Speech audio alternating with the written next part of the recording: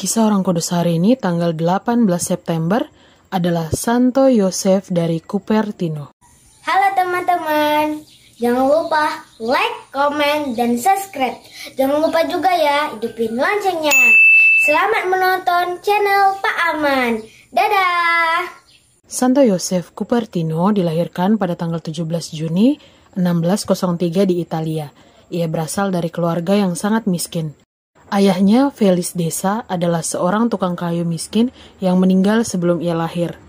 Ketika ibunya sedang hamil tua, para rentenir datang menyita rumah mereka dan mengusir ibunya.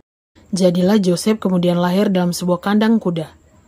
Mulai usia 8 tahun, Joseph mulai sering menerima penglihatan yang membuatnya mengalami ekstase, terpana dan berlama-lama menatap keluar angkasa.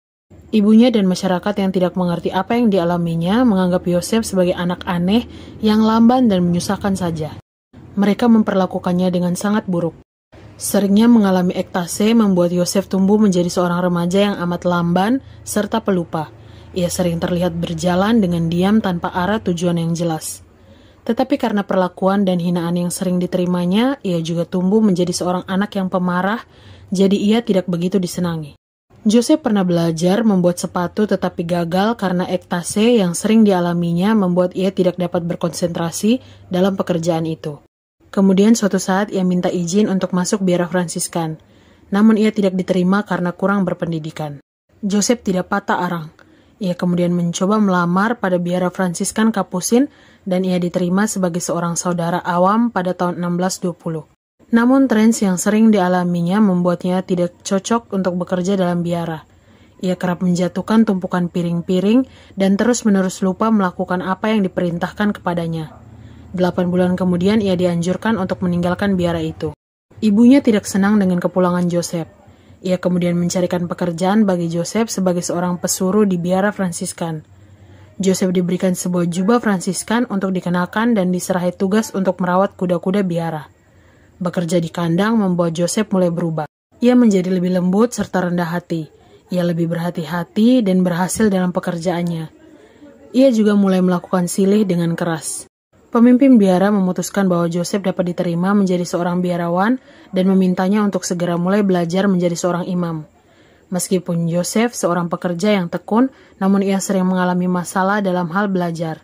Tetapi Joseph percaya penuh akan pertolongan Tuhan yang sering dia lihat dalam penglihatan-penglihatannya yang diterimanya.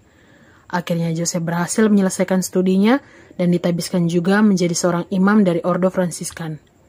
Hidup Romo Joseph menjadi serangkaian mukjizat, visi dan ekstase dalam Roh Kudus. Ia bisa langsung masuk ke alam ekstase di setiap waktu dan tempat bila dipicu oleh suara lonceng gereja, suara kor di gereja, penyebutan nama Allah, Bunda Maria atau nama orang suci, perenungan setiap peristiwa jalan salib, pasion suci, gambar-gambar para suci, pikiran tentang kemuliaan di surga, dan lain-lain. Tapi dia akan kembali ke alam ini saat mendengar suara atasannya memanggil. Ia menjadi seorang yang amat kudus dan sepenuhnya larut dalam kebersamaannya dengan Tuhan. Segala sesuatu yang dia lihat di dunia ini selalu membuatnya berpikir tentang Tuhan, dan bila dia mulai kusuk meresapi keberadaan Tuhan, maka seketika itu juga ia bisa masuk ke alam ekstase rohani dan dipenuhi dengan Roh Kudus. Puluhan kali sudah orang-orang melihatnya terangkat dari tanah ketika ia sedang mempersembahkan misa atau ketika sedang berdoa dengan kusuk. Sebuah keadaan yang bahkan ia sendiri tidak menyadarinya. Sebagian orang mengatakan bahwa Santo Joseph akan melayang setiap kali ia mempersembahkan misa. Hal ini menjadikannya demikian terkenal sehingga ia harus disembunyikan untuk mencegahnya menjadi bahan tontonan. Bila Romo Joseph mempersembahkan misa, maka gereja akan penuh sesak oleh umat yang membludak. Selama 35 tahun sisa hidup Joseph kemudian diasingkan dan diminta untuk tidak menghadiri paduan suara, karena apabila mendengar paduan suara gereja yang merdu, maka ia bisa segera trans dan sering mulai melayang di udara. Ia juga dicegah untuk pergi ke ruang makan umum, berjalan dalam prosesi rohani, bahkan ia dilarang untuk mengadakan misa bagi umat di gereja. Biaranya meminta ia untuk tinggal di sebuah kamar khusus dengan sebuah kapel pribadi yang disediakan khusus baginya untuk merayakan misa harian.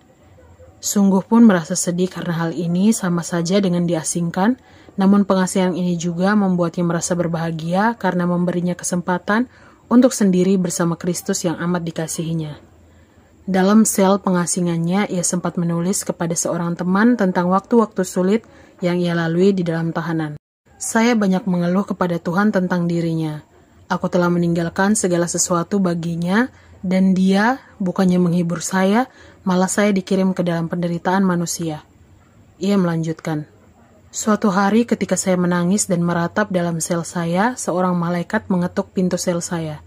Saya tidak menjawab, tetapi ia masuk ke kamar saya dan berkata, Romo Joseph, bagaimana kabarmu? Saya di sini untuk melayani Anda. Jawabku, saya pikir Anda tidak memiliki jubah. Lanjutnya, ya, saya punya satu tapi sudah lusuh, jawab saya. Kemudian malaikat yang tidak kuketahui namanya itu memberiku sebuah jubah, dan ketika aku mengenakannya, semua putus asaku seketika lenyap. Tidak ada yang pernah tahu siapa malaikat itu. Kejadian ini menyadarkan Joseph bahwa Yesus tidak pernah meninggalkannya sendirian. Suatu hari tanggal 18 September tahun 1663, Yesus datang dan membawa Romo Joseph yang saat itu berusia 60 tahun untuk pulang ke surga. Santo Joseph Cupertino dinyatakan kudus oleh Paus Clemens ke-13 pada tahun 1767.